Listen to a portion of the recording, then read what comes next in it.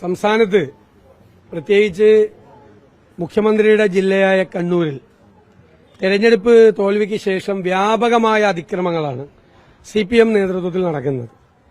പയ്യന്നൂരിലും പാനൂരിലുമെല്ലാം കൈബോംബുകളും വടിവാളുകളുമായി ചില അക്രമി സംഘങ്ങൾ, സിപിഎം അക്രമി സംഘങ്ങൾ അഴിഞ്ഞാടുകയാണ്. പോലീസ് നോക്കി നിൽക്കുകയാണ് പല സ്ഥലത്തും. മുഖ്യമന്ത്രിയുടെ സ്വന്തം സ്ഥലത്ത്, സ്വന്തം ഗ്രാമത്തിൽ ബോംബ് നിർമ്മിക്കുന്നതിനിടയിൽ അത് പൊട്ടിത്തെറിച്ച്, ബോംബ് ഉപയോഗിക്കുന്നതിനിടയിൽ അത് പൊട്ടിത്തെറിച്ച് ഒരു സിപിഎംകാരന്റെ കൈപ്പത്തി ഇല്ലാതായി. എന്നിട്ടിപ്പോ പോലീസ് പറഞ്ഞിരിക്കുന്നത് പടക്കം പൊട്ടിയാണെന്ന് പറഞ്ഞിരിക്കുകയാണ്. പോലീസ് ഇങ്ങനെ അപഹാസ്യമാക്കരുത്.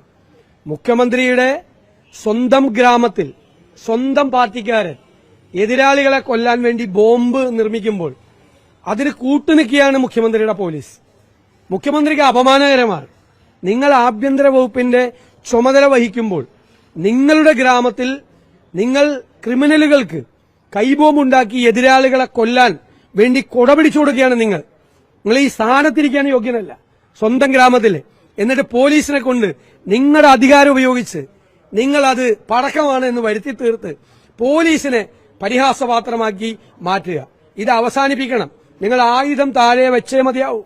നിങ്ങൾ പോലീസ് ഭരിക്കുമ്പോൾ പോലീസിന്റെ നിയന്ത്രണത്തിൽ ഈ അക്രമികളെ കൊണ്ടുവരണം. ഈ ക്രിമിനലുകളെ കസ്റ്റഡിയിലെടുക്കണം. ബോംബുണ്ടാക്കുന്നവനെ നിയമത്തിന്റെ മുന്നിൽ കൊണ്ടുവരണം. ബോംബ് എറിയുന്നവന്റെയും കണ്ടില്ലേ, പരസ്യമായി വടിവാളുകളുമായി ആളുകളെ ആക്രമിക്കുകയാണ്, പരസ്യമായി വെല്ലുവിളിക്കുകയാണ്, കൊല്ലുമെന്ന് പറയുകയാണ്. മഹാത്മാഗാന്ധിയുടെ പ്രതിമ തല്ലി തകർക്കുകയാണ്, ഇന്ദിരാഗാന്ധിയുടെ പ്രതിമ വികൃതമാക്കുകയാണ്.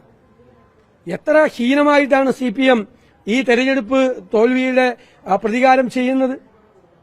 ഇതിനെ എല്ലാം ശക്തമായ തിരിച്ചടി കേരളത്തിലെ ജനങ്ങളുടെ ഭാഗത്തുനിന്നുണ്ടാവും, ഒരു സംശയവും വേണ്ട.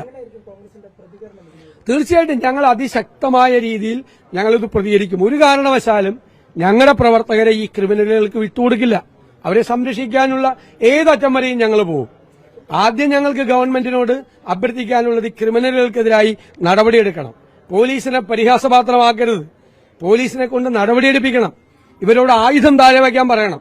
അതാണ് ഞങ്ങൾക്ക് ആദ്യം പറയാനുള്ളത്. ഇതില്ലെങ്കിൽ ഞങ്ങൾ അതുമായി മറ്റു നടപടികളുമായി ഞങ്ങൾ മുന്നോട്ട് പോകും.